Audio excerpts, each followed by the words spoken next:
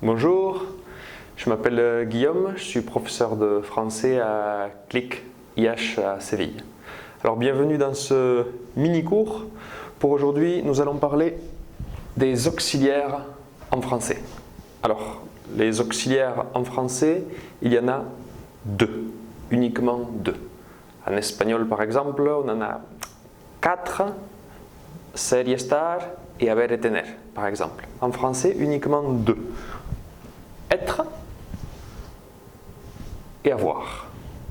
D'accord? Donc, je vous propose de voir la conjugaison de être, ensuite avoir, et après, quelques petites expressions. Alors, être, qui serait l'équivalent en espagnol de ser y estar. D'accord? On ne va pas faire la différence entre l'un et l'autre. Je suis, tu es, il, elle, on est, nous sommes, vous êtes, ils, elles sont. Important ici, nous devons faire la liaison. D'accord? Donc, vous êtes. Ok? Écoutez bien la différence. Vous êtes et ils sont. D'accord? On a deux sonorités différentes. Ok? Je suis, tu es, il est, nous sommes, vous êtes, elles sont. D'accord?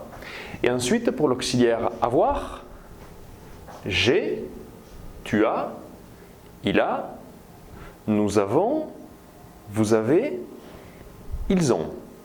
D'accord? Attention ici à l'apocope du E et la liaison. Nous avons, vous avez, elles ont. Attention, très très important, la différence entre ils sont ou elles sont et ils ont ou elles ont. D'accord? La différence de son nous marque la différence entre l'auxiliaire être et l'auxiliaire avoir. Celui-ci siffle, ils sont comme un serpent, et celui-ci vibre, zzz, ils ont comme la mouche de zzz. Ils sont, elles ont.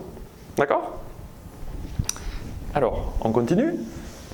Maintenant, petites expressions avec l'auxiliaire avoir. On peut utiliser avoir pour beaucoup de choses. Quelques exemples. Il a 5 ans pour l'âge. J'ai 32 ans. Elle a froid. D'accord? Il a froid ou il a chaud. Le chien a soif. Donc, quand on a soif, on boit. J'ai de la chance. Je gagne au loto. J'ai de la chance. Ensuite, avoir faim. Le garçon a faim. Il veut manger. Et pour terminer, avoir peur.